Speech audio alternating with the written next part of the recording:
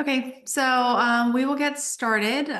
Good evening, everyone, regardless what time zone you're on. We're happy that you're here. And then for those of you who are going to be watching this recorded later, thanks for joining us. For those of you who do not know me, I am Dr. Chelsea Ale. I am the president of the U.S. Professional Diving Coaches Association, and we're really excited to have this virtual town hall with everyone today. We're definitely really excited about the things we're going to be talking about, trying to give more education and information to people about the changes that's happening with USA Diving in the youth sector. And so what will be going on with like different rule changes and things like that. We will have Sean McCarthy talking to us. He'll be answering some questions. He'll be talking on the behalf of the 2024 CCE committee. So the Committee for Competitive Excellence for USA Diving. He will answer a bunch of pre-answered or pre-written questions that we have. So what we did is we asked people to write in questions in advance. So I'm going to go through and ask them. They're split up into five different categories. He will answer them for us. Please, if you can, not unmute yourselves while we're going through this. If you have questions, just put them in the chat, and we'll try and get through those. And then when we get to the end, we'll leave it open for everyone to be able to ask questions as well. But to make it more seamless and easy for everyone, ideally, just don't unmute yourself. But if you do have questions, raise your hand or put them in the chat. So, Sean, are you here with us? I'm here, Chelsea. Can you hear me?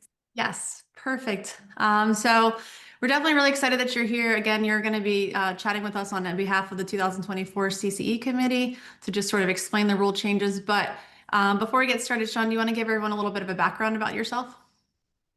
Sure. Okay. So I'm currently a sitting member of the CCE as of this year. Prior to this year, I was the chair of the CCE for the last two terms with a 9-month exception of 2017, where I'd served as the interim high performance director of USA Diving.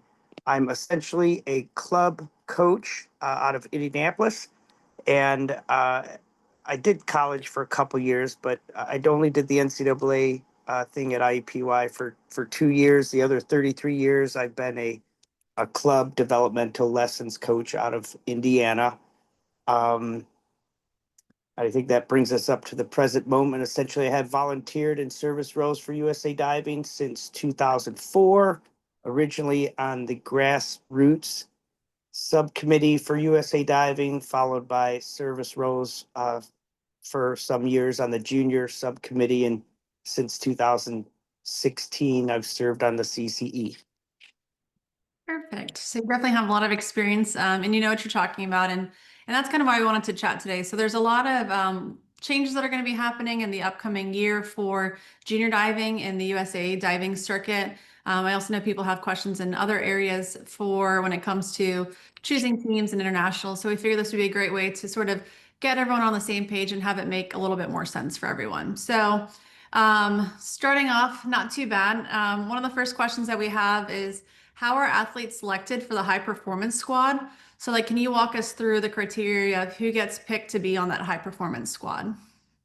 I can. And I can walk through all high performance questions that are listed here, but I could speak specifically since those questions do not they're not directly related to the rule proposals for 2016, meaning that's a different subject and a big subject and an open subject for interpretation and discussion ongoing. As an example, what we've understood of high performance criteria in the last 8 years that has been maintained here in the United States, originally with Steve Foley. And then we started a junior component that includes high performance criteria in 2017. The junior component has been continued until the present date. After I left, there have been 4 different either interim or full-time high performance directors in that service role. So the criteria for if we're talking junior, since this is a junior rule proposal, junior high performance criteria, I could essentially go over the basics of what it has been. but I can tell you right now, the CC is discussing what high performance is going to look like as early as 2026, but for the next quadrennium, that's an active live conversation, and where I may have sat in a position of chair and could forward a lot of information about what that direction is going to look like moving forward. I might have been able to do that in the last 8 years.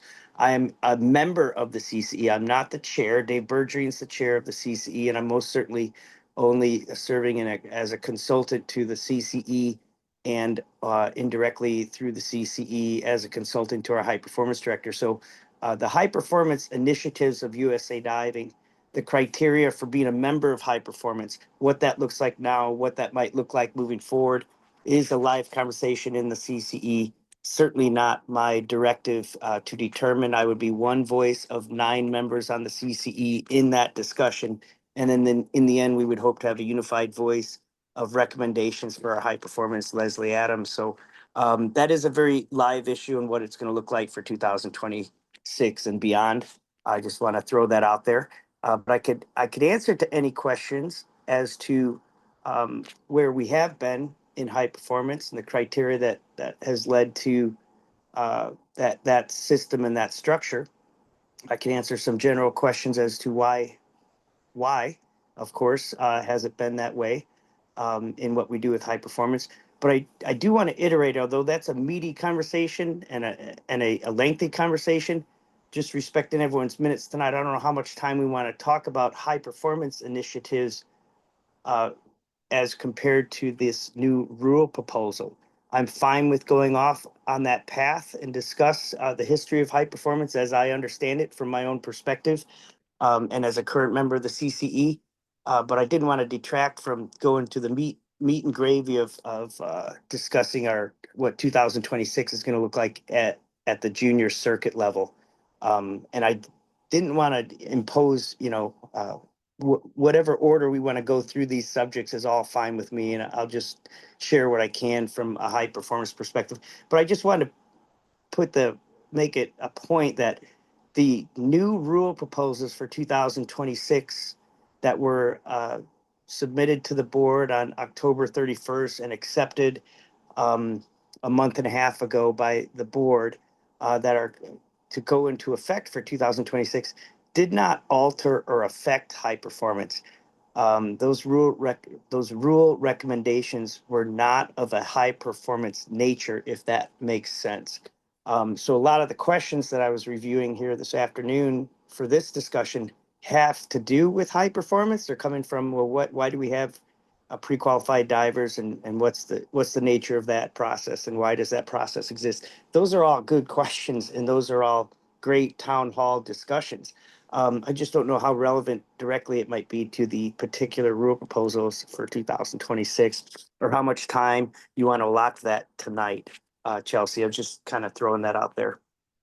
No, I definitely understand, and I appreciate you saying that and bringing it to your attention. I think one of the areas that I've heard from coaches that I guess the confusion with the rule change is sort of with these pre-qualified athletes getting to move forward, which is why I figured I'd start off just sort of like asking the general question of how high performance squad is sort of developed so that we can make it make more sense as we talk about it. But why don't we instead, why don't you, if you can, just explain to us the new rule changes for 2026 and sort of what that looks like, and then the theory behind why that made sense to do that. And then we can kind of go Okay. through some of these other questions if that works. But my idea for starting with that question about high performance was to try and make it make more sense for some of the other questions that we had later on. Sure. Okay. I'll go through some brief summary logistics of what the proposal for how 2026 would differ from 2025. And 2025 is a sample of what we've been doing for a decade. It's 2014, I think, might have been the first year we shifted to a format that includes prelims and semifinals and finals at a junior national championships. And in saying that, if a student goes to the junior national championships, they might be in 5 events. There would be the 3 individual events, but there's also a couple international qualifying synchro events. on occasions at the junior national championship. So if we were to take an athlete of junior age who's a good athlete, meaning they might make an international team or they're going to win an event or maybe be top three in a bunch of events, if we take a group of qualified, successful juniors who are trying to make international teams and win national championships and the sort, what we were exposing those athletes to was a 10-day format that would include prelims, semifinals, and finals, and up to 3 individual events, which is 9 events, and then 2 synchro events, up to 11 events in 10 days. And that seems to be something that skyrockets the expectations. Health and safety, rest and recovery all come into question. As an example, the senior national championships, with all of their events for all of our senior professionals in the sport, is an 8-day experience. And our junior national championships in the last decade has been a 10-day competitive experience. Not everybody has to do the prelims. Um, but those who did had a rough go at it. They had their 3 days of preliminary events. Um, they could compete all 3 events theoretically, and then boom, they would be right into another 3 days of even tougher events at the semifinals and finals levels. For athletes who, regarding the structure of that event, one of the main issues that we were trying to address, there's 2 kind of at the same time, is one, shorten the length of the junior nationals so that it's the same quality as a zone meet. We have a regional championship that qualifies a certain number of athletes to the zones, and that number of athletes is as many as we could manage in a 3 to 4 day format that's comfortable, efficient, gives the athletes a decent number of hours at the pool, a reasonable number of hours in competition. Then they get home, get their dinner, get to bed, get back at it, and they could do up to 3 events in 3 days or 3 events over 4 days. That's what the zones have officially technically looked like. But the juniors, the next meet that was a higher caliber of importance and priority, looked like a festival of 10 days in the water. And we know the seniors is been reduced to 8. It used to be as long as 10. We feel with the juniors moving from a zone meet of a certain measure of quality, which was a 3 to 4 day format with about 30 kids per event, we felt we could create an East West Central championship that's a higher level of performance than the zone level, but not quite the level of performance as what has traditionally been the semifinals and finals events of the junior nationals. So the East West Central championships, as proposed, would be for a field of divers that used to be the 42 members going to the preliminary days of the junior nationals, or in the group C and D age groups. And this is an important one too that the CCE was measuring. The C and D age groups didn't have 3 separate preliminary days, but they had 3 separate preliminary events. So you take a kid, a young kid who's in the C or D age groups, and they're going to our own junior nationals. What we've asked them to do is 3 events. I'm sorry, at regionals, we've asked them to do 2 events in 2 days. They might do a platform event at regionals, but that's not a qualifying event. And then when these same students, C's and D's, would go to a zone, they would do 3 events in 3 days, up to 3 events in 3 days if they're a platform diver. And then when they went to the junior nationals, we'd ask those same kids to do 9 events in 3 days. They'd do a preliminary event of both voluntaries and optionals in the morning. On the same day, for the first time of the year, they'd be exposed to another full list of dives, the semifinals. And then, of course, they don't have a lot of optionals, and they, 2, 3 optionals for those age groups, that's fine. But they'd have to go back at it again and try to get their international spot, or if they made the finals, and they often do, they'd have to do their 3rd event in that day. And it's possible they could do 9 events in 3 days. We thought that was too much for the C's and D's. We thought having the A's and B's in town for 6 days, doing up to 3 lists in each event, was too much. Not everybody does all that, but some people do. Every year, someone does all of that. So what we want to do is create an event format that was higher quality than our current preliminary experience at the junior nationals. We wanted to give those athletes adequate rest and recovery from what was the prelims and what is now proposed the East West Central Championships. We wanted to make the West Central Championships format um, visually. Our vision was we would make it at the same level of meet experience and exposure to events as the semifinals and finals. So the proposal indicates if you go to a new East West Central Championship, you would be participating in up to 3 different events, and we're proposing. I don't know if this is something that will be popular or this will be something that's going to be around 10 years from now.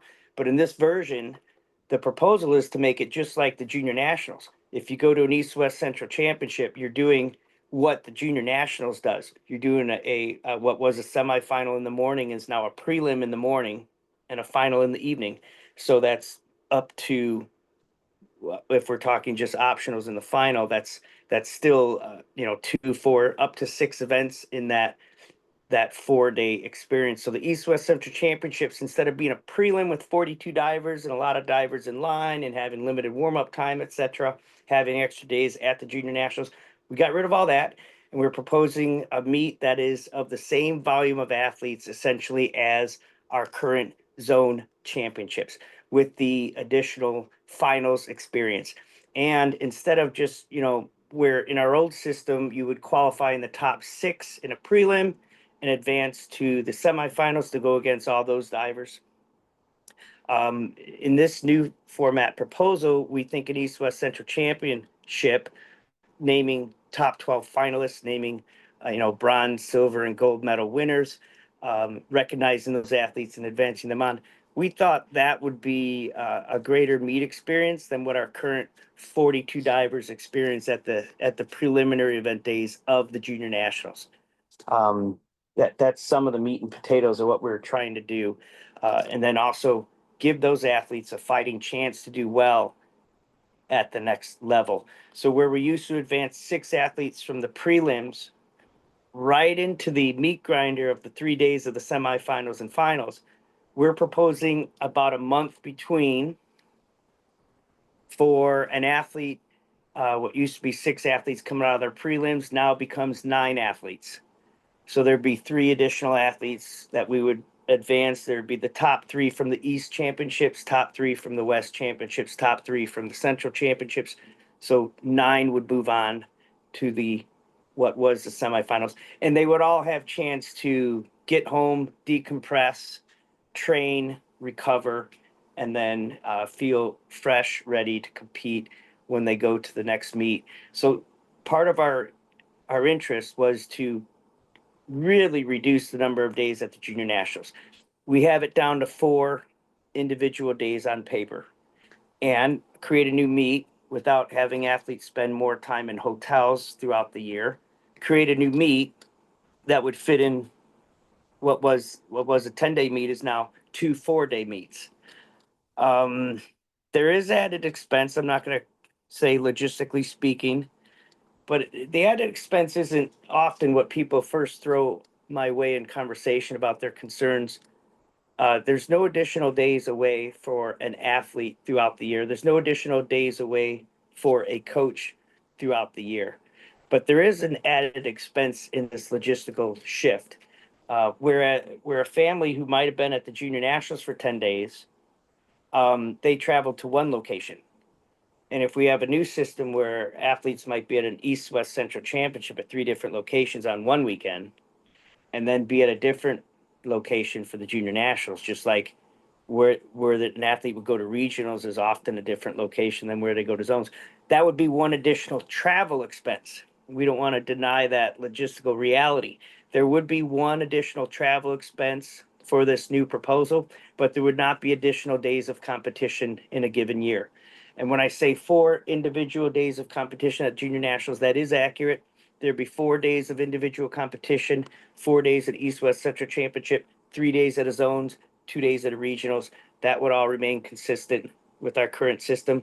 The synchronized events in our current vision are being worked out in terms of the schedule, but most likely there'd be something along the lines of a synchronized 3-meter event in the evening on the third day of warm-ups at the Junior Nationals. So uh, there'd be a whole 3 warm-up days. The third warm-up day at the end, there'd be a synchronized 3-meter springboard event, boys and girls A and B. Then we'd have our 4 days of individual event competition. What was semis and finals will now become prelims and finals at the juniors. And then the final day, everyone's gone home. And the only people that will be remaining would be a very small population of A and B divers, males and females from ages 14 to 18 who want to do the synchronized platform event. So that's the vision, to take the whole experience of what was the prelims and turn it into a super championship event that's identical to the junior nationals in every way, uh, and have that be a last chance qualifier to the junior nationals. As far as our volume of athletes, what used to be 42 athletes going to the prelims is now going to be more athletes moving on, not less athletes moving on. So where we had advanced places 4 through 10 in a springboard event to the junior national prelims, and with all of those 6 zones that combined into 42 divers, that number has now gone to 90 at and each of those events, East, West, Central, should be high quality events. As matter of fact, they should be the identical quality in every functional way as our current zone championship format hosts. 30 athletes an event, which would be the 15, the next top 15 athletes per 2 different zones. So places 4th through 18th, which is an 80% increase in the number of springboard divers. And where we had taken places 4th through 7th in the platform event out of the zones, if you're at 8th place at a zone meet in platform, your season was over in the past. You didn't go to the prelims. The reason we had a smaller population go to a platform event than a springboard event was a logistical thing that we determined, again, 10 years ago. We realized that we couldn't have 42 athletes in line for each platform event at a prelim and have everyone get a reasonable and safe warm-up experience. So we reduced the volume of athletes in the platform event so that the event, which is one station, usually have 2 or 3 springboards going at one time. Sometimes you have 4 springboards going at one time. You always only have one platform and one person called at a time. So the logistics led us to a smaller platform population. With introducing the East West Central Championship and just maintaining the same volume of athletes as a springboard event, which we can do now, we've recommended that places 4th through 18th at a zone would qualify to go to the next level, the East West Central Championship. So there'd be 30, 60, 90 platform divers up to those numbers in each event in each age group. Moving on until that phase, that next level, which is higher than the zone but lower than the junior nationals. And that is a 157% increase in the number of athletes moving on. The number of athletes that used to be in the junior national semifinals was 24 athletes plus pre-qualified athletes. I know pre-qualified is going to be a conversation, and so be it. It's just what we currently have in the recommendation to change from what was in the past, 24 divers plus pre-qualified divers. Recommendation currently says 27 divers plus pre-qualified divers. So we did technically add 3 additional athletes moving to what we have done for the last 10 years into that. What was the semifinals is now going to be the prelims at juniors. That was a mouthful. I want to, do we want to stop and ask for any questions on some of those? So if people have questions, they can put in the chat, but I'll Okay. ask more questions that we have. So that way we stay on track. But I Okay. definitely appreciate you explaining all of that to us and kind of like the reasoning behind your decisions. What do you all kind of like think of like when coaches are worried about adding that extra step, that extra meet about their summer schedule? If you have the first like regionals in say April or Yep. May, when the students aren't getting done like out of school until the end of May or mid-June. And then if they don't qualify on from there, pretty much their summer training season is sort of over at that point. I know some coaches are worried about that. What have you guys thought about with that, or have you had conversations around that? Well, we do have that issue. No matter where we put the regional in our current system, and again, this has been developed as far as my historical understanding goes. We wanted to have a functional zone championship that is a qualifier to the junior nationals. Some of our regions are huge in the A and B age groups. A specifically, historically, not only because more kids are diving at that age, but because that age includes 3 years of athlete, 16, 17, and 18, where all the other age groups, well, the 11 under is 11 and under, but there's a lot more 16 to 18 divers than 14, 15 divers, a lot more 14, 15 divers than 12, 13, etc. in most areas of the country on average. So to handle that huge volume of athletes, there's been some regions with 100 athletes, 60 athletes, 80 athletes, crazy numbers.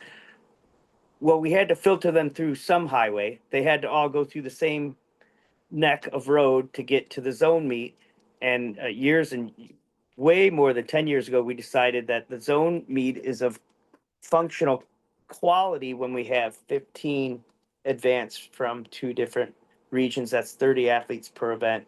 We didn't want 60 athletes per event. We wanted 30 at the zone level. So, yeah, there's a lot of 16 to 18s that are going to have their season um, terminated on the USA Diving competitive circuit that leads to the junior nationals if they don't get a 15th place or an average 15th place at the regions. That is all true, but that's been in place a long time, and we did not.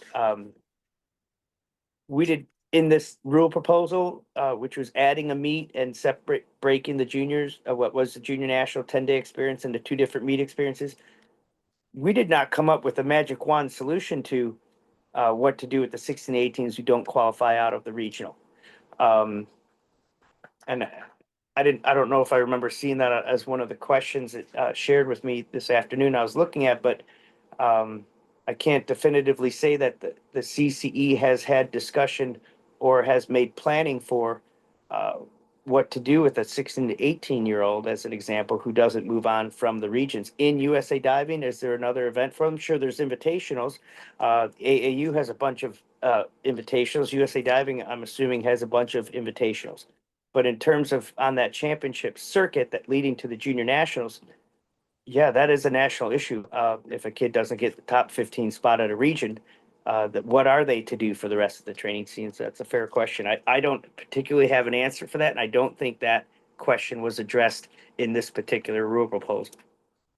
Okay, and I appreciate that. And I noted, you mentioned about the number of days, how it was about the same whether you're doing the old way or the new way that it's going to happen. Now, with that though, there's also travel days, travel days there and back.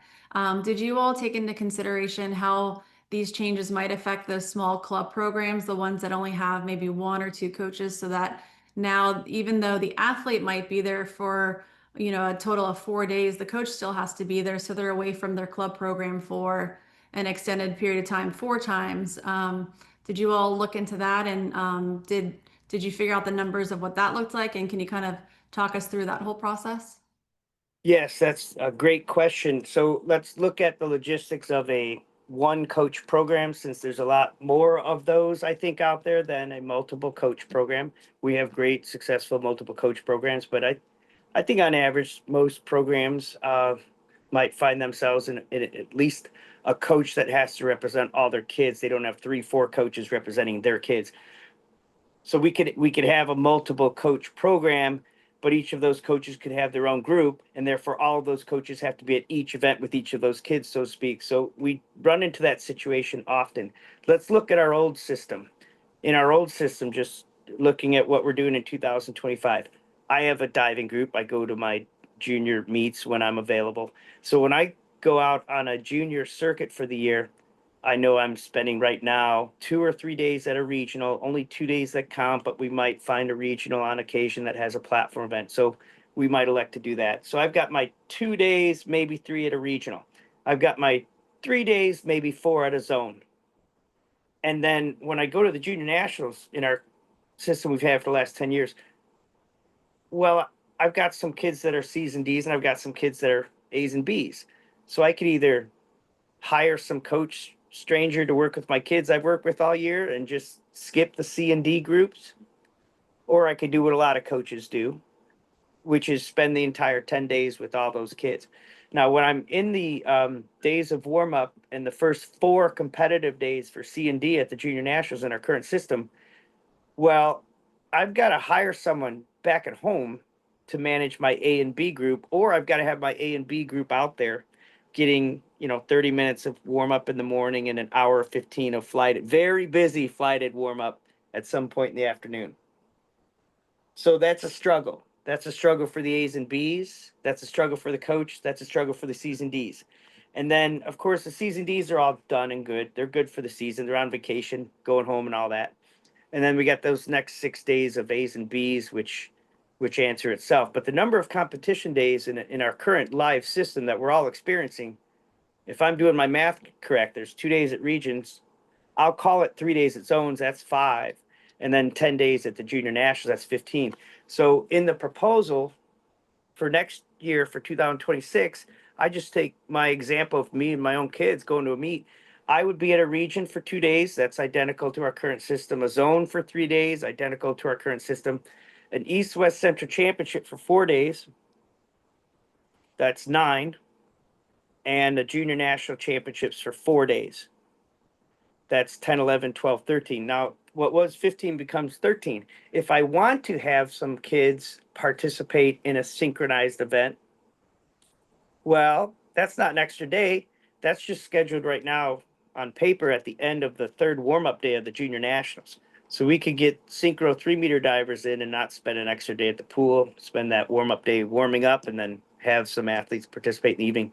I would spend an extra day up to 14th day.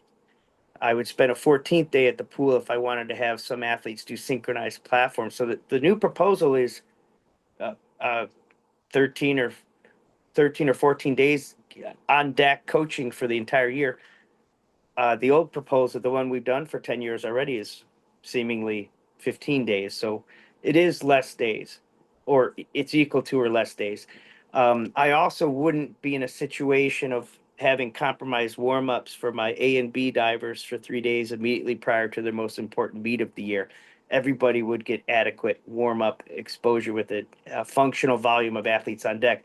If you all think about what the semifinals days look like at the junior nationals, those are smooth sailing, calm seas. Everybody gets plenty of warm up. There's not too many athletes in the pool. Every day there's fewer and fewer until you're the final diver in the last event.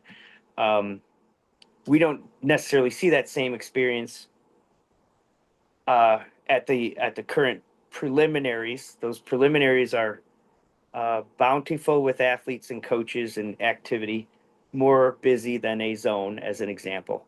But I think that addresses the coaches aren't going to be spending more time away from their club or business on deck coaching in events, because mathematically it's going to be 1 or 2 days less than what we currently do.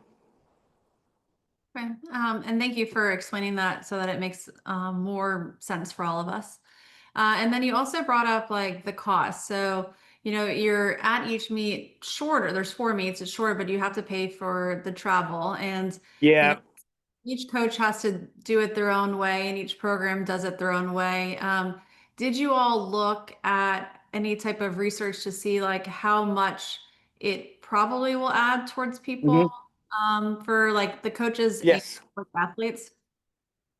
Okay. Yeah. Let's crunch some of those. Those are great. That's great. A great question. So overall, we're looking at some different avenues. The C's and D's are on a different path than the A's and B's. So only the A's and B's might have up to 4 meets. The C's and D's in our old system, our previous system, have 3 meets a year. The new proposal is unchanged. They don't have to do the regional at all. They can. An event host can host a region. They should. I mean, they should make money doing synchro events, hosting C and D group events, doing platform events, whatever a host has to do to make money. They can either host a bunch of extra events that aren't official qualifying events to make more money, or they could run a more efficient region that's just got A and B and they're done by 1 or 2 p.m. each day and not have to pay as much pool rent. whatever direction a meet host has to go or wants to go, that sounds good. That makes sense. But if we take four different age groups that we're representing, immediately out of the gate, two of them are unaffected. The season Ds are unaffected. They don't spend more money. They don't go to more meets. What they used to have was regional, zone, and a 10-day juniors. They didn't have the 10-day. They just had the first 4 days of that. So in our new proposal, they would have identical number of days on deck in this proposal. They would only have to start at the zones. So when we're talking A's and B's, yes, that is the ominous asteroid of collateral damage that this new proposal throws out there for everyone to consider. But if you really comb through it and look at it, what did we used to do? We used to send 42 athletes to the preliminary event days of the junior national championships. We did this for 10 years. 42 athletes. Only 6 of them moved on. Only 6 of them, had their day in the sun where they qualified to go to the semifinals and finals. In this current system, and this is a callous way of putting it, we're not going to have 60 athletes paying for a trip to go to the junior nationals. In our old system, we did. 60 people would go to the junior nationals per event. In the new system, it'd be 27. So right out of the gate, 33 less, because we're just not doing the big prelim experience. 33 less athletes per event would be buying that plane ticket to the junior nationals because they might be 42nd place, 60th place, 59th place. If an athlete's not in the top 27, what was the semifinals and then leading into the finals, they wouldn't be going to the national championships. They would go in only the events in which they were in the top 27. So if we cut half the field, and to be more specific, 42 athletes that used to go to the junior nationals, and out of them 6 got to move on, so I guess that number goes down to 36. 36 fewer people will be going to the junior nationals, so where they would have spent money going to the junior nationals, they will now, in this new system, in this proposal, mathematically reinvest those monies to a different meet experience. They would go to the East West Central Championships, and instead of having busy days and a 42 member prelim and no finals event, no top 12 medalists, no real recognition, just the prelim event. We want to make an experience for those athletes, not those 42, but the new proposed 90. We want to take 90 athletes to the East West Central Championship, give them a semifinal, give them a final, give them a medal, give them a top 12 award, award team places just like we do at zones. I don't know where all the coaches in the country are, but I have kids that enjoy doing well at a region and getting a medal at a regional. I have other kids that can do that at a zones. 12th place, put a big smile on their face. We want to have the same sort of meet experience at a higher level, again, a higher level than the zone, a lower level than the junior nationals, but have the feel for what is our junior national championship format. Exactly.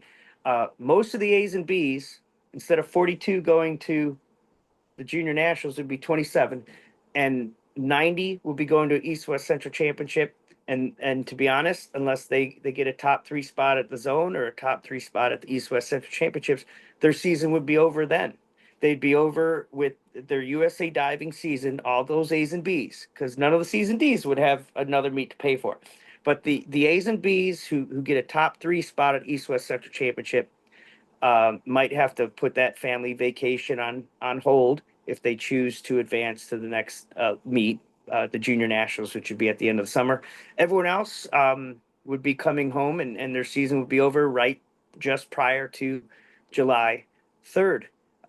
Those are the real logistics of that. So would there be A and B divers that would be at 4 meets? Yes, that would be a reduced population compared to what we currently have in terms of volume of AB divers going to the junior national championships. Chelsea, does that touch on Yes, no, some of that what you're asking? makes sense, and what you're saying and everything. So, it might affect only a small portion of people as opposed to a large portion of individuals that are going to attend all those 4 meets. And this might not have anything to do with the CCE, but did you all think of anything like maybe to help offset the cost for those, say, individuals that come from lower socioeconomic backgrounds that, are qualifying for all 4? meets, but that might not have the budget, either their club, the coach, or the athletes themselves. Is there anything like maybe like a fee waiver or a grant system that could help offset the cost for those individuals if they are going to all four of them? Well, I cannot say that that has been a subject of CCE discussion in the past. We do have an individual sport. We do have, therefore, an expensive sport. We all know that story. We've all lived our lives in the sport. How to remedy any of that, um, I do not have an answer for at this time. I can't share that the CC has anything in our notes that would explain away the individual sport expenses of diving. I could just speak to the fact that there'd be no season Ds would be going to an additional meet. This new proposal is not an additional expense. A lot of A's and B's would not be going to four meets. They'd be going to three meets. That's just being straight out uh, mathematically accurate. There'd be more athletes moving on from the zones, a significant increase in athletes moving on from the zones, and that's sometimes overlooked. But an 80% increase in springboard divers and 157% increase in platform divers to an event that's never existed before, but we hope is going to be a high quality event, more so than the zone. And we know that we have six great zones out there already. So running on the same format, we can assume that there's going to be very little speed bumps in the way. There'll be a lot of A's and B's at that East West Central Championship. There won't be as many A's and B's at the Junior National Championships. So there's been some national outcry that, my kid is not going to be top 27, and therefore they might not make the Junior Nationals. That is a legitimate logistical concern, but I think also families don't have to go to the next meet. Meaning, if an athlete in our current system goes to a prelims for 3 days and they qualify in three events to the semis, they can do the semis. They don't have to. It's an added hotel, 1, 2, 3. They maybe change their flight plans to go home. We do this already in our current system. Um, they can incur additional expenses for that spot if they want to pursue that, and that's where everyone coming out of the East West Central Championships. We have a zone qualifying event. All right, the top three could start making their plans for the Junior Nationals, buying their airline tickets, making the hotel accommodations. And the same thing would be the case. Come out of East West Central Championship, say, hey, I wasn't expecting this, but I got a top three spot in this event or that event. And, mom and dad, I want to go to this next event. Can we do that? And then the family would have to make a decision if they're going to advance. If it's a financial decision, again, that's a per club. That's yes, a national governing body concern. We want to have as few barriers to entry in our sport as possible, of course. Um, but from my background and service role in USA Diving, I haven't I haven't been able to come up with a solution to make diving more affordable for athletes going to meets, not only hotel and travel, but whatever they're paying their coaches for those work days as well. That's all individual club. My club, each of our coaches can offer up to one full scholarship per athlete in their group, and if they have a certain number of athletes beyond, say, 20 athletes instead of 10 athletes, they could probably offer two full scholarships. We've always been sensitive to the issue as a club. I do not know of, I'm not aware of, and I've not had CCE discussions of how we would bring down the barrier cost of participation in our sport at all levels. The CC has not had recent discussions on that I know of. I appreciate that. Like I said, I wasn't sure if that would even be a part of the conversation that you all had. But it's something good to like maybe think about, like if there was some type of, not the CCE, but just in general, like maybe we can come up with some type of grant structure or something for people to sort of help offset that cost. Yeah. So I know at the beginning I kind of asked you about high performance a little bit. Can you explain to us like who the pre-qualified athletes are for each like level in the new structure and how they get to Yeah. be pre-qualified athletes? Yes. Okay. So let me start that conversation because I'll go into detail as to what I understand that they have been up till 2025.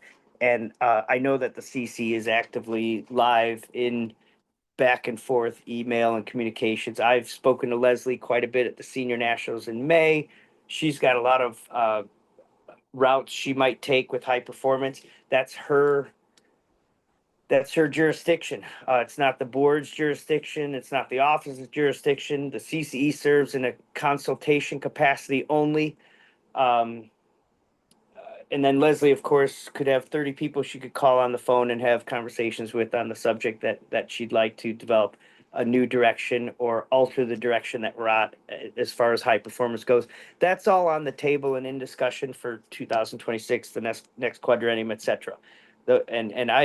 I couldn't predict right now. I couldn't guess or even tell you where those conversations are leaning, since those conversations are just getting underway with a new CCE. We have 9 members, different members in some cases than they were last year, and new leadership, and those conversations are just openers. So if I were to answer that question for last year, how did someone get on high performance last year, and the evolution of that, that's easy for me because I think I was on the ground floor of when we introduced, since this is a junior conversation.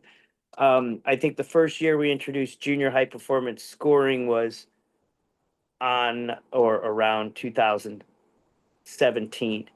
I just remember that being the year I was calculating what those scores might be. And I remember my service, I was still coaching that year, but I was doing the interim high performance thing for 9 months. And we had senior high performance scores were established roughly as to get an idea on who's got a good chance to get a medal, who's got a good chance to maybe get top 8 or top 12 at the Olympic level. That's what Steve Foley did for 8 years, in 2008 to 2016. In 2017, we introduced junior high performance target scores. That was calculated specifically knowing that the international judges didn't judge then, and maybe today they do more so, but our domestic judging at the time, 2017, was much higher than the international judge scoring. So we could take scores from a junior world championship, top 6, top 3, top 8, and make target scores out of that. But it wouldn't have worked very well in our country because the judging behavior was different. If you get a 6.5 bingo at the Junior World Championships, a USA kid will get out of the water and be like, "Man, 6.5, what the heck?" Because they don't like that score. And then you tell the kid, "No, that's fantastic. Go back and do the same thing on your next round." And all of a sudden, they're the top 6 in the world, getting straight 6.5s all day. Whereas this kid, that same diver, doing that same dive at a junior national championships, they might get an 8, 8.5. So the scoring was different. We had to calibrate target scores to identify high performance athletes, at least at that time in that effort, based on how the judging tendencies were in our country. So those scores are based on an average of sevens for judges on the voluntary dives. And then I think depending on which age group, I'll give you an example.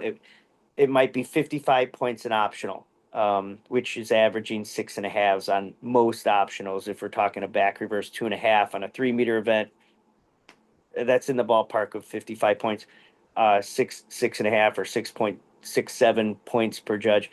Whatever the case is, we created target scores that would identify athletes that could do well internationally based on our domestic scoring, and we ran with it. And that was the only athletes that at the junior level that were identified as high performance at that time. Now things have evolved and things have changed. I mentioned there's been 4 high performance directors since that time, whether that be interim or full-time hire. Some circumstances we only had a person in there for a few months as opposed to a few years or more. Dan was in there for a few years or more, and Leslie has been there now for a while. Through the evolution of change, there's been some added categories to what was high performance. Not just a high performance target score, but there's additional fields of athletes that have been added to the junior high performance numbers. And there's been some additional additions at the senior level as well. So where there used to be senior tier 1 and tier 2, at some point historically, maybe after 2018 or around 2018, high performance director Dan Locke introduced and initiated tier 3 senior scores. So there was a medal potential winner, followed by top 8 in the world finalist, followed by a third criteria, a third tier of scores that would identify seniors who are not in the finals at the Olympics, but maybe they're 19th place, somewhere around there's a third tier, high performance tier 3 score has been introduced, and that has produced a great volume of athletes in there. If there's 120 something high performance athletes, that's just a rough number I'm throwing out there. 40 something of them might be high performance tier 3, as an example. That was added. There's also some categories of qualification that were added at the junior level. The junior level initially, maiden voyage was just high performance scores in Olympic events. Since that time, the categories of anyone who wins an event, any event, 1 meter, 3 meter platform, Olympic event or non-Olympic event, but any individual junior who wins an event would be considered high performance. Additionally, and that's a whole category in itself, number of athletes that have been added from that original model. Additionally, any junior who makes an international team would then, in making that international team, be considered high performance. So, as an example, you could have an athlete win a 14-15 event but not hit a target score. Well, they would be considered high performance as though they did hit a target score in our current system, and that's been the case for a number of years. Additionally, take C and D athletes are interesting. If they make an international team, they're high performance. They only have an opportunity to make an international team every other year. And the group Ds don't technically have target scores. They have to say average, I think, 7s on their vols and 6.5 on their basic list of optionals, and they could be a discretionary selection. The Group C divers do have a target score, so they could hit that target score. But if they don't hit the target score, they could win an event. But if they don't win an event, they could be second place if it happens to be a Junior Pan American Championships year. So if we have Junior Pan American Championships every other year, will the second place finisher in the C's and D's qualify to high performance every other year? Not every year, every other year. Every year, the winner might qualify to high performance, but every other year, the next place person who makes an international team. And if someone, if we take an event where someone gets sick, injured, or replaced, take the top 2, top 3 are invited to an international event, they're not available, or for whatever reason they don't go, we might invite places 3rd, 4th, 5th to go on that international trip. Well, then in inviting that athlete would then, at that time in our current system, become a high performance athlete. So as you can see with those modes of operation, there's 100 something plus high performance athletes at the junior and senior level in the United States mathematically. If we were, and the discussion is surrounding all this, and I'm one member of 9 on the CCE, and it's not my office to make final decision. That would be Leslie's office to make final decision on what high performance will look like next year. But that's currently what it looks like. Some opinions are that's too many athletes, and we dug on it. That wasn't our plan to have this many thousand people pre-qualified. That wasn't the vision, so to speak. I'll share what at least my vision was. I'd be happy to share at least what my vision was when we made that original plan. If we were to reduce back to the original tier 1, tier 2 of the senior level, and just target scores of the junior level, just crunching the math, since this conversation is open, and because I got that data shared with me by Leslie and did crunch the numbers, it looks like the 100 something athletes would be quickly reduced at the junior and senior level combined to 50 something athletes, 25 juniors and 30 seniors, or vice versa, somewhere in that area. There are ways to calibrate our high performance to meet the threshold of what our country can reasonably represent in number of athletes who could score well at a finals, at a world championships, junior world championships, or senior world championships. And we just have to decide what we want to do with that. And if we want to recalibrate or change the whole system, that's certainly under Leslie's purview. The original vision that I was going for, and that we were targeting at least back in 2017, we wanted to make sure that our top up and coming juniors were not injured in the developmental 14, 15, 16, 18 years. They were not over competing or overusing their gifts.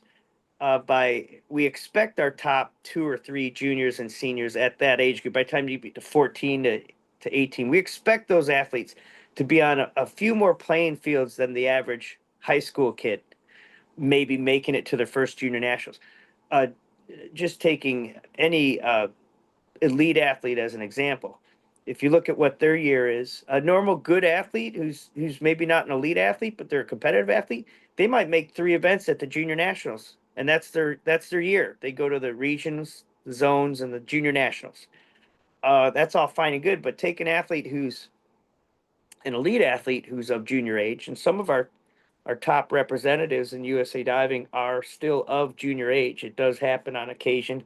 It happens predictably. It happens more often some years than other years, but there have been junior age athletes who want to be a kid and do the junior circuit, but they're also perhaps in our top 2, 3 in the country at the senior level and in an Olympic event, which means their year might look like attending potentially, if we made them go to all the meets, they would attend a regional, um, they would attend a senior national, they would attend a zone, they would attend a junior nationals, they would attend a world championships, they would attend a junior world championships, they would attend a junior Pan American Games, and that's just the start of it. That doesn't include the what used to be the Grand Prix or the America Cup or the Canada Cup or the World Cups that are currently out there. So we could have an athlete competing 12 months out of the year at the junior and senior level without more than a few weeks or a month in between training phases and having to go to all these meets. So the pre-qualification vision of junior athletes that are elite, that have a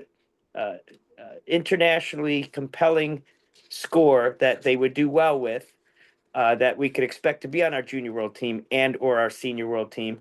But at the 14, 18 age group specifically, they would most specifically likely be attending senior nationals at that time.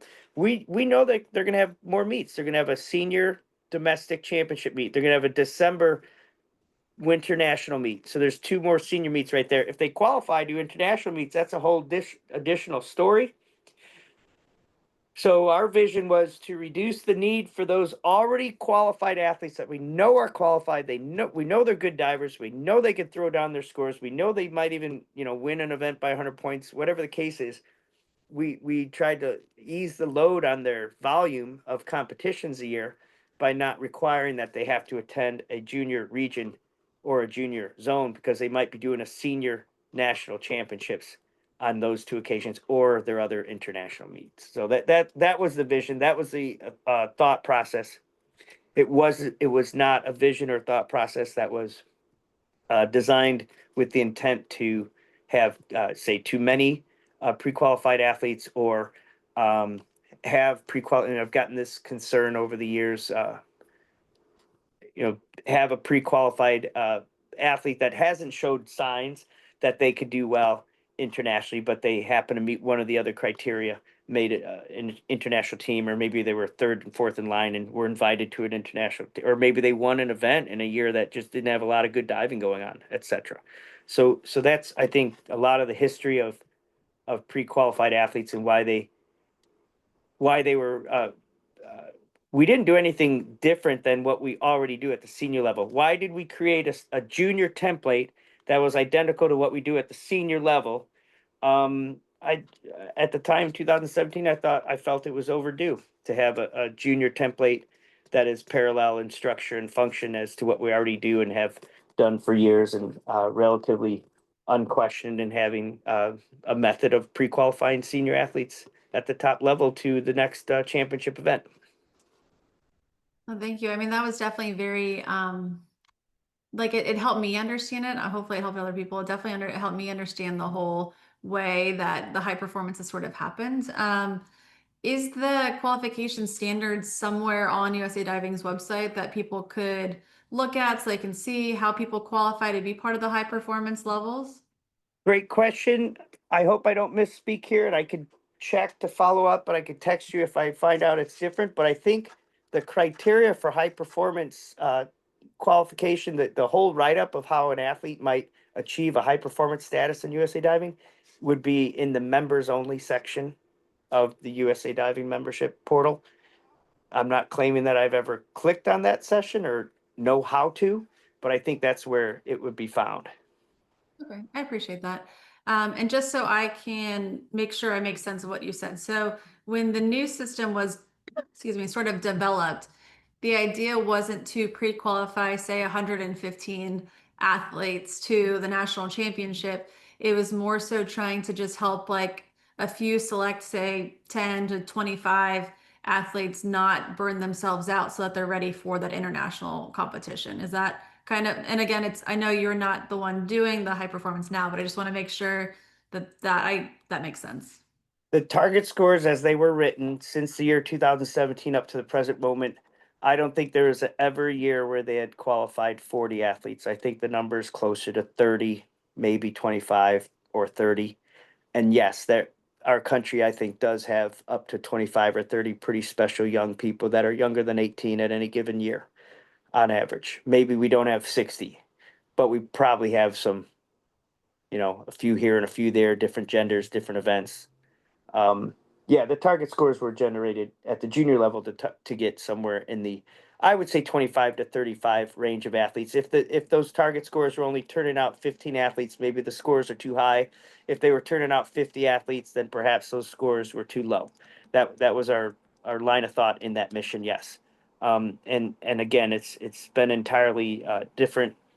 Um, People making the calls, different people doing the calculations and recommendations. But I think from what I understand of the senior scores, the tier one and tier two scores in the senior measure were not designed to have a specific number of athletes, but to identify how many of our seniors can show up at the top 8 at an Olympic Games or the top 5 at Olympic Games. And those are different numbers. Fourth place at Olympic Games is a very different score than eighth place at the same games. Third place could be 100 points lower than the first place winner, so to speak. So I think the seniors, the line of thought was, let's find out what the world standard is. We come up with a score that's the average of the last 3 World Championships events, as an example. And now we have a target. This is what you need to get on average 8th place at a World Championships. That's the score. And the same thing for a medal. 3rd place score, 1st place score. On average, we could have that data. And that's how we formed our senior um, high performance squad back in the day. So we just calibrated the same system onto the juniors. And then, so assuming, say, in 2026, the high performance criteria changes. So that would change who gets pre-qualified for these different levels in the new Yeah. five meet structure as well. Yes. Yes. And I think members can expect a detailed write up. I'm really hoping I'm not speaking here, but I think from my conversations with Leslie is our membership can expect a detailed write-up of what high performance criteria are for 2026 prior to the first competition day of the junior national championships, and preferably earlier than that. I think that's the timeline we're on in our current active conversations. Okay, so, and again, I mean, obviously you don't know for detail, but say there's 120 people now, that doesn't necessarily mean that by the time this new series starts, that 120 people will be pre-qualified. Right. So when I throw a number like 120 something out there, just so everyone's aware, I'm talking about junior and senior high performance overall. So if there's 40 people on high performance tier 3 and there's another 25, and these are just not real numbers. These are just guesstimations. Another 25 on high performance tier 1 and 2. So we get in the, 65, 70 athlete range. Maybe there's 40. Maybe there's 40 juniors right now. I'm not sure what exact numbers are, but yeah, if this conversation is based on juniors only, I wouldn't be surprised if we're in the 35 to 45 range in our current high performance numbers, and all those athletes in that system that was laid out for the membership and advertised for the membership 2024, they will all be pre-qualified for this summer. Nothing would change. So The criteria to make high performance for 2026 is the only thing that's subject to change this given calendar year. That makes perfect sense. I appreciate that. I just wanted to make sure I clarified so everyone sort of understood, like we're all on the same page. Yep. And I definitely understand what you're saying about, trying to help those top tier athletes not get hurt, not get burnt out. And that's the reason for pre-qualifying them ahead to the national championships or to like the higher levels. There have been some people who have said, does that hurt the athletes to be able to demonstrate that they have resilience or adaptability because Yeah. able to or like handle competition under pressure, because they're not having to find their spot to qualify. Have you guys talked about that at all, or had you talked about that? Yes, that's a active conversation. If you look at the dynamics, I think everyone who's this professional diving coaches association conversation. So I think all professional diving coaches understand, you're going to have some average athletes, you're going to have some above average athletes, and you're going to have every once in a while, if you're fortunate, some amazing athletes. So if a pre-qualified athlete is assumed that the target score is, you just can't fake seven averages on voluntaries. You can't fake that. It's hard to get sevens or better on five voluntaries in a row in the United States. You got to throw some real dives down. You can't fake it. Can't, have a bad leg line. You can't fail to rip, because if you fail to rip your five voluntaries, you're not getting straight sevens. I guarantee that. So you got to have some skills to go straight sevens on vols. You got to have some skills to go 55-point average on all your ops, or if you miss one, make it up with the 65-point op to back it up to get that average back to where you need to be. So if you can't fake hitting a target score, we identify, no, these are good athletes, not only domestically but internationally. Um, they've already come up in a system that they've distinguished themselves without being high performance or without being pre-qualified. They've already beaten everyone else. They've achieved a target score, won a national championship, or been top two or top three. It's rare that a fifth place finisher at the junior nationals has hit a target score. I don't know if we go more than three or four or five deep. Maybe in the 16 to 18 with a bunch of what used to be FINA 19-year-olds in there. There'd be a bunch of FINA 19-year-olds who could hit a target score, but there's not a lot of legitimate 16, 17-year-olds that in any particular event. And the whole point is, if you have a great group of divers that all hit that target score, so be it. They should all be high performance. That was the line of thought. If there's six incredible divers in an event, why would we name just the first place finisher to the high performance? Maybe if the sixth place finisher could be sixth place at the world championships also, why would we not want to identify all those athletes of acceptable ability? So you take those athletes of acceptable ability and have already pouring out some measure of performance. All we're making them eligible to do is have 1 year of freedom of scheduling. They can, if they hit a target score in say 2024, what have they won? What's their prize? Well, do they have camps and clinics? No, we used to, we can, we should. Do they get a pre-qualification status to the junior nationals and senior nationals? That's the only benefit that I'm aware of. I mean, if you get high performance tier one, tier two, you get a bunch of benefits from the USOPC. I guess we're not getting into that, but high performance tier three, junior in the United States of America, you hit a target score, you become high performance, or you become high performance by any means, you get a 1 year pass of freedom. You can take that year to develop a brand new list to go from tuck dives to pike dives. You could add a different twist in every direction. You could add an event or two. You can do it. You could go to the senior meets. You could go to the junior meets. Now take a family who's doesn't have $1 million to spend on diving. Well, they got a high performance kid. Okay. So that high performance kid, they want to pursue that student's dreams. They got this amazing 13-year-old, 12-year-old, 15-year-old, some junior with high performance. And you know what? They think this kid could make the finals at a senior nationals. Um, they think this kid might one day win a senior nationals, but they don't have $1 million to spend on all these meets. So now a family having achieved high performance could make a decision in our current system to, okay, we're going to limit our expenses, our exposure to to our travel expenses, etc. We're going to train more. We're going to compete less. We're going to go to a senior nationals in May. We're going to go to a junior nationals in summer, and we're going to go to a winter nationals in the winter.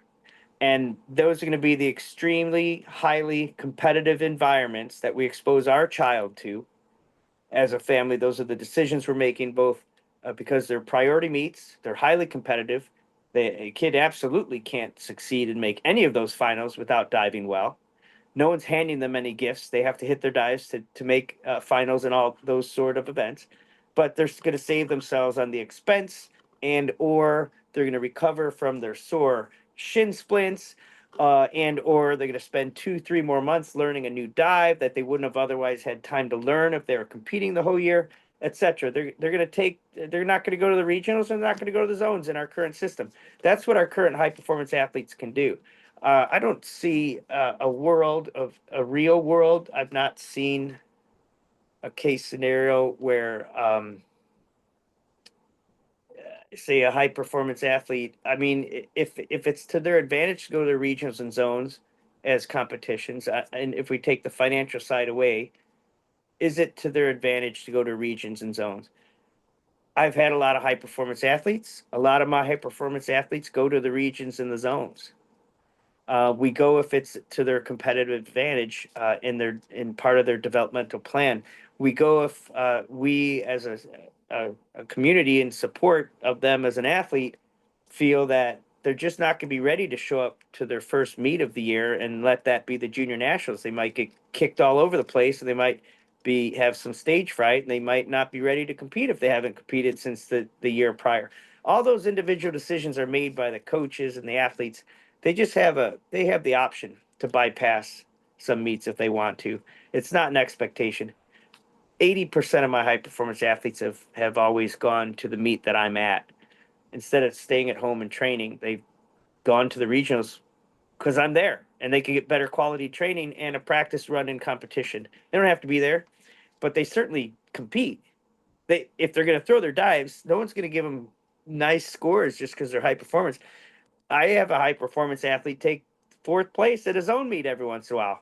And that's like a wake up call, like, whoa, I just got my clock cleaned and we're not even at the junior nationals. That happens. Yeah, that happens. Um, but, having the freedom of choice around what events to attend for those who've already proven that they could be internationally successful allows those athletes to be internationally successful. That makes sense. And I appreciate you explaining that to us as well. So big picture wise, like the new plan, you've explained sort of how it came to be, then how the high performance sort of is affected in that, and then like pre-qualifications, like big plan of USA Diving in our return to dominance, right? Or to for us to be really successful. How do you see this helping with the whole idea of trying to Yeah, get diving to be really successful, nationally and internationally moving yeah. forward? That's a great question, and there's several chapters to that of categories of thought that could answer that question. Um, I want to start with the end in mind, at least in tonight's discussion on any of the details of 2026 rule proposals. I would like to extend an understanding to our entire population, from the office to the athletes to the uh, volunteers on committees to the general membership to the coaches and to the families. A playing field rule change does not necessarily bear with it the responsibility and weight to deliver a country a gold medal at the next Olympics, so to speak. There's the logistical ground level functional elements of our sport. And then there's that, like you just asked, the big picture. What's our developmental system to get back on top of the world? We used to be there for 70, 80 years and started to fall off in the 90s and 2000. And we got some great uptick in medals and success since 2000, 2010, 2020s, etc. We have our moments, but how do we make that an assembly line and a predictable, reliable assembly line as opposed to an occasional flash of brilliance at the USA diving level? That's a great question. How could that not get someone's heart racing excited about vision and a plan, especially amongst all the competitive countries that have that vision and have that plan. What is ours? I can't answer that directly and propose that this rule proposal is going to be a direct bridge to that end. I could say this: we had two rule proposals for 2000 in 2024. One of them was a 5 meter platform Group D event rule proposal. It didn't get a lot of attention. What was it, and why did we do it? Well, we realized that the junior Pan Am aquatics diving rules were a couple steps ahead of what a natural progression would be for Group D diving. World Aquatics doesn't have Group D diving rules that they incorporate. I mean, they have maybe suggestions, but they're not official diving rules. There's Group C, B, and A. But Junior Pan American championships that we attend, they've got this. I want to call it something like 6 dive. They've got this dive requirement that's a little bit skipping. It's skipping a progression for what we do in Group C, D to C. Whatever the case was, we recalibrated this rule not to develop our next gold medalist at the Olympics. This is Group D. These are 11 unders on the 5 meter platform. We made it okay for them to be able to do a lineup. If they don't ever reverse dive, as an example, in the new rule that's I think active in 2025, a Group D diver doesn't have to do this 4 vols. I think it was like 4 vols and 2 vols. They could do 3 vols, and if they can't substitute if they can't do a reverse dive as this example in this conversation, they could substitute like a 1.0 front lineup or a 1.0 back lineup, and they could still compete, they could participate, they could go to the junior nationals, they could fall within USA Diving's criteria. So we just tried to take one step in that one little isolated microscopic case scenario to introduce a rule that made sense for our 11 and unders who are on our 5 meter platforms in the United States. And Krista Klein was the person who proposed that rule. She's the one who identified the shift in gears was a little too much for that age group. And we already looked at our results in USA Diving. We knew that we have hardly anyone in the 11 under platform event at zones. It's not a populated event. So a more complex dive requirement would not help populate that event.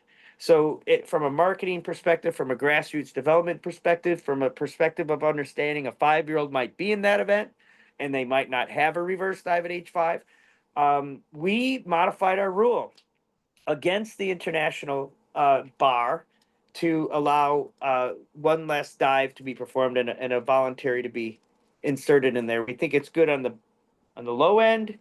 We think it's going to help our 11 unders remain healthy and safe on the 5 meter instead of taking a crash, just trying to do an event. And we think that'll feed them up there. Therefore, the competitive ones will have a reverse dive. We're not worried about them. We made the rule for those who aren't competitive yet or who might be really young.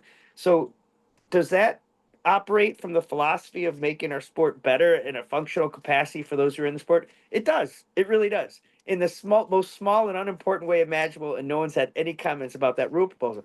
But there's been a lot of comments and discussion about this rule proposal.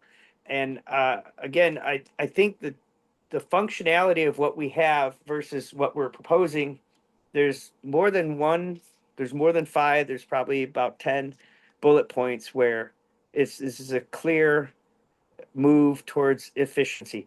We have a standard at the zone level of function, and that is 30 athletes an event, certain length per event, certain number of days of the event, and everyone's out at a decent time of night, getting a good meal and a good night's rest, and they're back at the pool hitting it again tomorrow. We want that standard to be at that same measure of success and function at all USA Diving Championship meets. We took what was a hairy senior schedule in recent years and we made it really well streamlined. You've got a couple well orchestrated days of qualifying events, followed by the prelims, semis, and finals, depending on what year. Some years we just do prelims and finals, but we have an 8-day senior format, and that includes a qualifier for the senior. So you could survive the experience as a senior, as a professional, as an adult. You could survive that 8-day experience. We want to make sure that juniors have a less day, not more days, less days in their championship event that they're exposed to, so we could manage. We know they're doing more events than the average senior. That's just the nature of the beast. Specialization happens at a later age at the college level, more so than juniors who might be doing 3 events and they're never asked or suggested by their coach that they consider less. Um, yes, we think we can keep our juniors safer. We think each championship event will be an efficient experience. There will no longer be a dramatically long USA Dive event outside of the regions. You could get those with the 16 to 18 age group. There will no longer be an excessively long championship experience. It'll be similar to Junior Pan American championships that we go to. The few days of warm up, a few days of competition, you're in, you're out, and 1 week experience, you're done. You don't go into a 2 week family vacation mode just to go to a national championships. We think there are longer meets out there. You say the Olympics is 2 weeks, and Junior World Championships might be 10 days, and uh, a World Cup event might be 1 week, but a World Championships is always 2, maybe 3 weeks. That's all true. That's all true. Uh, but our standard that we set at the zones is a 3 to 4 day meet experience. We want to maintain that standard of championship efficiency at the junior level. And if a kid comes out of our junior nationals, are they ready for a junior Pan Am championships? Yeah, they're identically ready in every way, shape, and form from what we expose them to in that competition to do well at a junior Pan Am championships. Are they equally as well ready to do well at a junior worlds? Well, no, I think a junior worlds has some more days. It might be a pre-camp for half a week. Junior Worlds in Australia was like a week in one city in Australia, followed by another week of competition in another city. So it might be a longer duration of an experience for a Junior Worlds. But our top 1 or top 2 athletes who are going to Junior Worlds would know that ahead of time and be able to train for that ahead of time. Um, our senior meet right now is a very similar meet experience for a junior to go through that might be closer to what they might experience at a junior world. So if one of our juniors attends a senior nationals, that 8 day experience is a lot longer than what they would typically get at the junior qualifying events. We just didn't see a reason to have a junior meet that was longer than the senior meet, and this was all logistics. The rule proposal was not uh, developed. I mean, this is a rule of playing field issue. If it was baseball, how many strikes do you get before you're out, so to speak? It's not designed to carry the weight and responsibility that this is an end all solution, or even the solution, or even maybe not even a top 3 contributing solution to how USA Diving is going to do better at the Junior World Championships, and therefore later the Senior World Championships, and therefore later the Olympic Games. I don't think any rule proposal it would be responsible to pretend that it bears that weight and responsibility to roll out a red carpet towards that end. But this one does no harm, and it's definitely better than what we have in a lot of ways, according to the unanimous opinion of the CCE, the unanimous opinion of the office, the unanimous opinion of our athlete representatives on the CCE. We are not on the same page as CAC in terms of conversations we've had last fall. But every other entity that has discussed this particular rule proposal, uh, understanding that we're not promising to get a gold medal in the next Olympics because of these rule changes. We're not. If we want to move in the big picture direction, that'd be a great conversation for a different day. But I think it would come out with taking a high performance athlete or any method that we name a national or international team. We would put those athletes on a measurable path, whether it be camps and clinics, coach development systems. We would integrate all of our islands of coaching genius out there that don't ever talk to each other, never work together. We would get our coaches to work together. We would have quarterly assessments and or competitions. We would have a live environment where, boy, I made high performance. Now look at this new world I now have a key to and I'm welcome into. And this is what my life experiences now. It's a lot different than before I made high performance. These are all the benefits of being a high performance athlete in the United States, and these are the training systems that I'm exposed to, and these are visits I could take to this location or that location for additional opportunities. And there's a lot that can be discussed. Um, and I would be excited to, have that conversation with any coach, as we often do throughout the year, what that should look like. So many coaches have so many brilliant ideas. Um, and we do our own thing in my own club to try to spark that international measure of interest and success. But right now, what we do for our high performance athletes is um, universally for anyone who would make high performance. I think the one thing that would be in common would be to secure pre-qualified status to in our current system to the junior meets. And if that is beneficial or not towards international levels of success, I could see cases where it would be. I could see cases where it wouldn't. Um, this rule proposal, I guess, I don't think we could carry that weight or burden of promising a delivery mechanism to international success. I think those are different conversations and for a different day other than this particular rule proposal. It definitely makes sense to me. And I will say one of the things that the PDCA is really trying to do is trying to get coaches to share resources, talk to each other more, come up with different ways to have conversations with each other. So, like we are having the in-person symposium in September to try and get more amazing, like-minded coaches together to have like these natural, organic conversations to figure out how we can be more successful overall. But as far as like these rule changes and everything, I mean, I am so appreciative of how honest and open and transparent you've been about it. I also love the fact that you brought actual like numbers and figures because I think having like actual data always helps people kind of understand what you're talking about. And so for you to be so candid and honest with us, I think is amazing. And I really hope that the people watching live now or the people that are going to watch it later, it'll make more sense and kind of understand the behind the scenes and why the decisions were made. I think we as diving coaches always want to know how to do things and why things happen so that we can be better. And so having these honest conversations, I think, is a great way to do it. I know we've already taken up a lot of your time. Would you be open to maybe if anyone has like one question to ask and then we Oh, call? absolutely. Yes.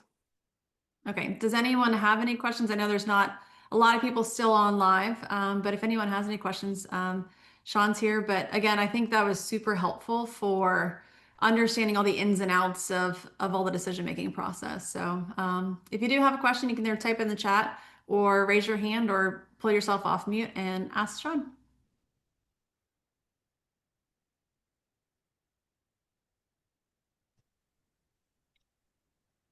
Sean, this is Steve Volmecki. Hey, Steve. How you doing? Great. Thank you. Hey, great presentation. Thank you for taking some time out of your Saturday night. I just wanted to say thanks, and it was very informative. Absolutely. Thank you. Hi, Steve. This is Pei. Hope everything is well. So I do just have a question, kind of circle back with all of the competition, and I think it's a great idea. But we talk about how's the judging panel is gonna looks like? Is that gonna be like coaches judging, or are we traveling USA diving judging panel, or how's the things gonna roll? Great question. Okay, so my understanding, and this might be a good question for Amy Kwan to answer better than myself in her leadership role with the judges in USA Diving. I could also ask Koki Huffman, who serves on the CCE, because she has a great working history with the working with the judges and developing the judging system.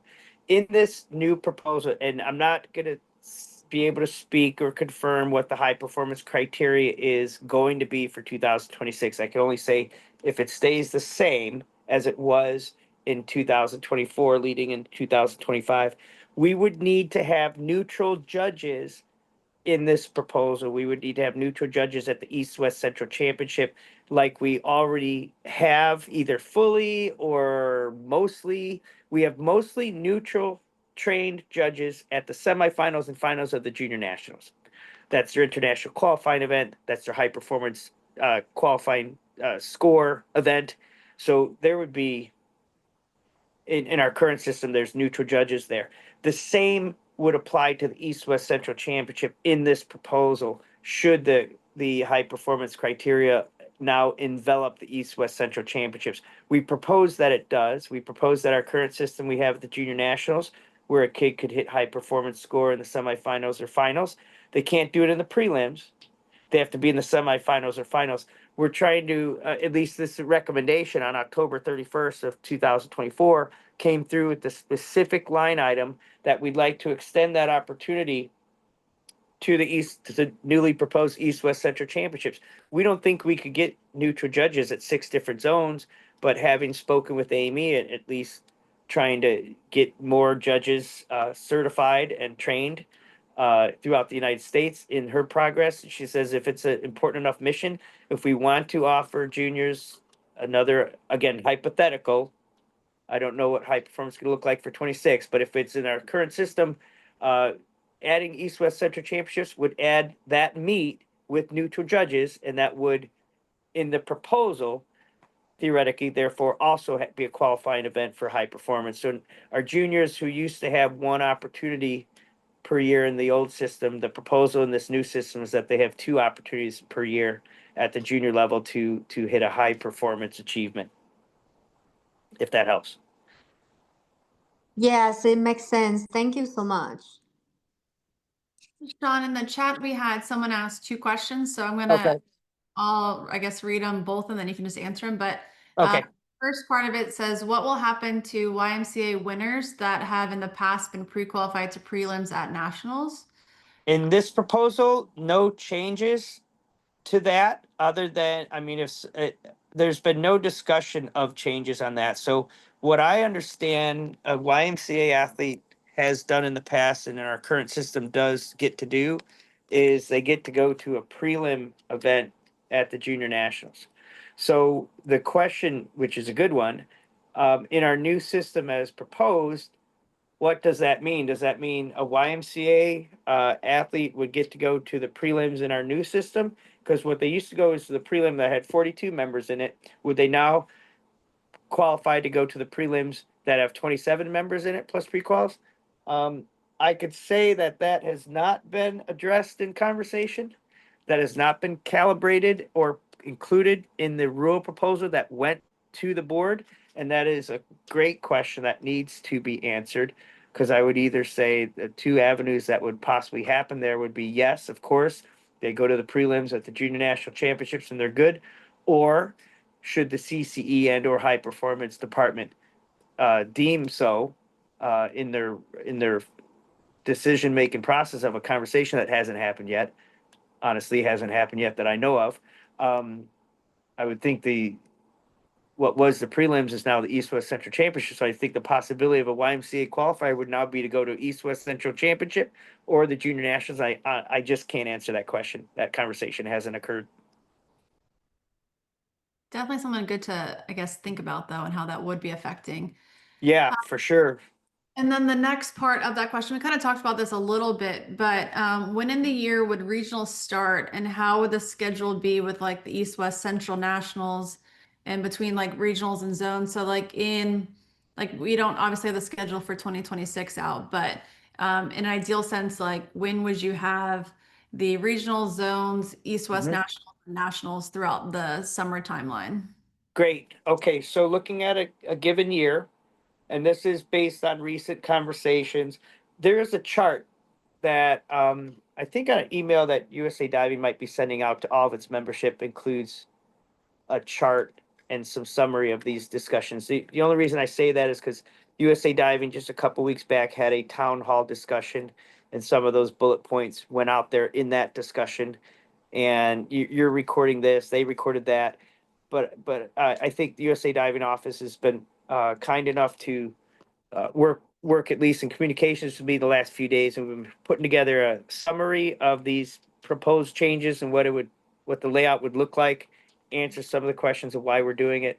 That would have a chart, and that chart would show all the meets and the dates of those meets. So in that chart, I hope it's accurately reflects the vision is probably sometime in April, say not March, but a 4-week window in April, somewhere in that area, would be the regional dates.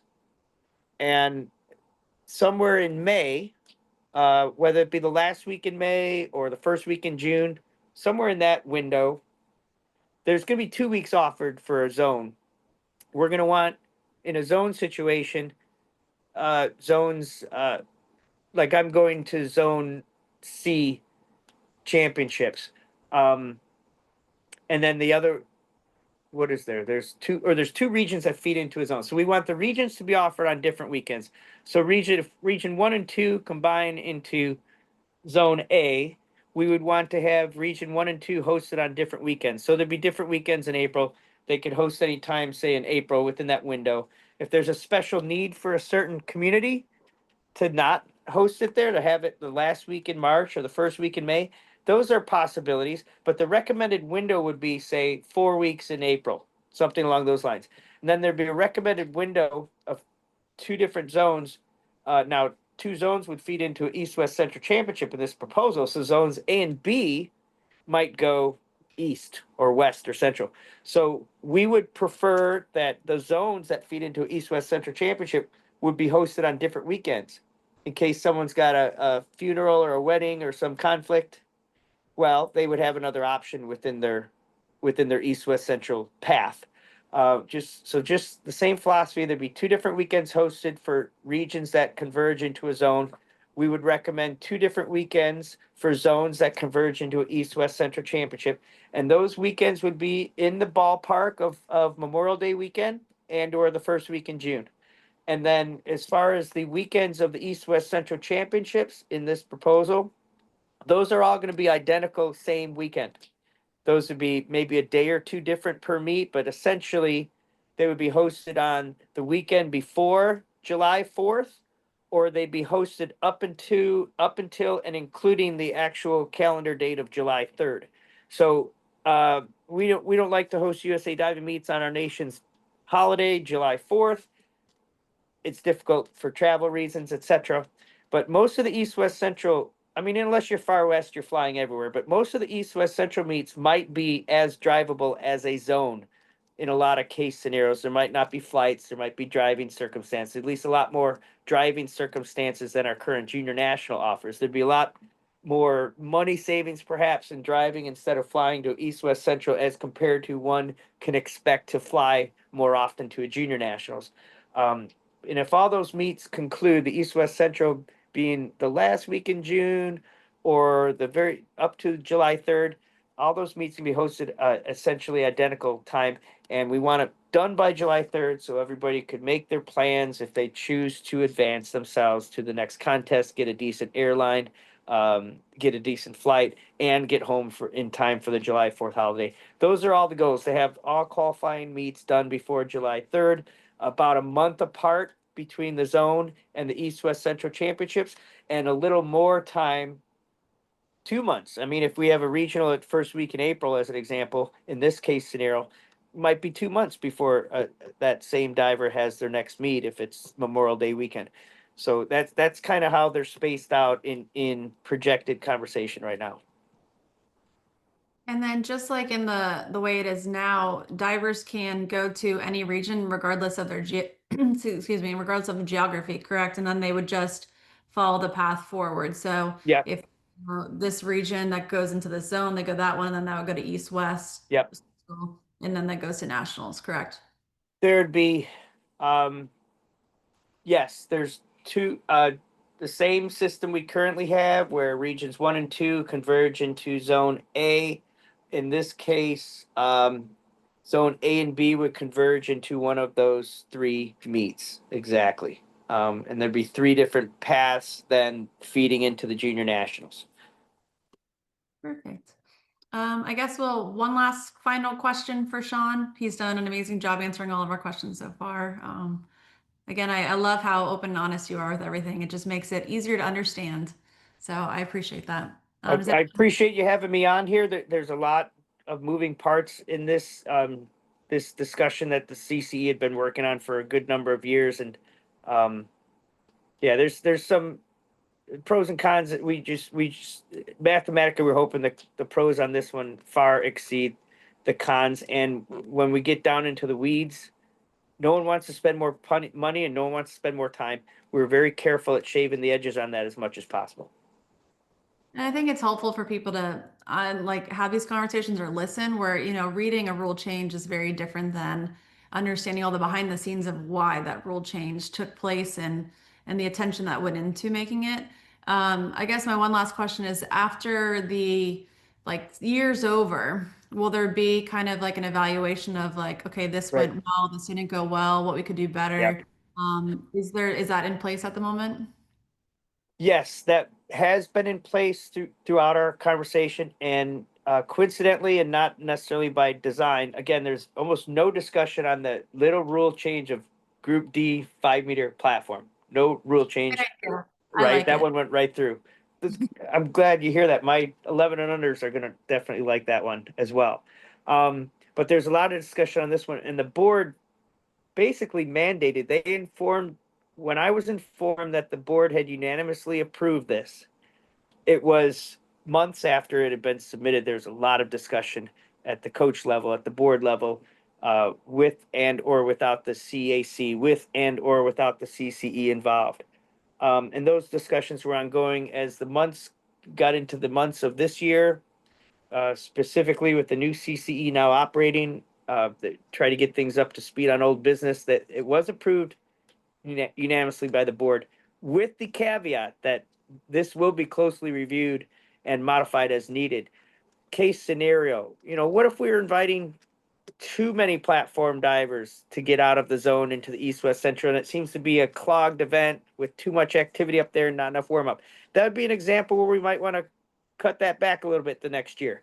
There's been other discussions, some discussions around, do we feel our nation's best talent is represented in the top three at zones and the top three at the East West Central Championships? Is that the right population? Because there's top three at zones, there's 6 zones, so there's 18 divers. Then the top three at the East West Central Championships would be another 3, 6, 9 divers. That gets us to 27 non-pre-qualified divers before we do the calculations on who might be pre-qualified. Is that our country's best athletic representation? Or would our country be better served to get to 27 a different way? If that's the quality meet that reflects what we do at the zones, we want to have that junior nationals, have that East West Central Championships. Would it be more beneficial for our country? Would the talent be better distributed or represented at the national level if we did say the top 2 at each zone? That's 6 zones. Top 2 is 2, 4, 6, 8, 12, and the top 5 at East West Central Championships. That's 5, 10, 15. 15 and 12 brings us back to 27. Would that be a more fair? Would that be a more preferred? Would that be a better way to get the numbers we want at the junior nationals and the talent we want? Would that be grabbing everyone in that net? So that, yeah, there's any direction that any of this is proposed, it will be scrutinized with notes taken, and the CC will have that duty and responsibility of assessing. This is all in the public eye, and if it's going to fly, again, it's not something you can't fake a quality regional meet. You know what the good ones are, you know what the nightmare meets are, and you know which one you just got away from. If this is quality meat, then the proof should be in the pudding. And if it needs to have some things corrected, we're gonna have to take careful note and make immediate adjustments. That's what the board expects of us, and that's what the CCE would expect of having the audacity to offer a recommend such a new system. Yeah, we want to make sure it flies and it flies well, and we would be able to say this or that needs to be adjusted for this to work better, of course. Love that. I think it's always good to always evaluate what we're doing well and what we could improve upon. So I think it's good that you guys have already talked about that, and even just, the ideas about different numbers. Okay, what makes sense? And so taking a good hard look at that. Plus, you like data, so you're good at figuring out the numbers for us so you can figure it out. But again, thank you so much for your time. Thank you so much, Sean, for doing this. And those of you who were on Zoom, thank you for taking your Saturday evening with us. I know that there's probably more exciting things to do, but I think this is really helpful for everyone, and really appreciative of it. And also, I'm going to do one more plug. We do have that in-person symposium in September, so we can have a lot more conversations in person and help share resources with each other to, not that we're going to change what's happening with USA Diving, but like helping all coaches in general to become better. So thank you guys, and I hope you have a wonderful rest of your Saturday night. And this will be on YouTube for everyone to watch if you want to watch it after. Thanks again, Sean. That was great. Thank you. Chelsea.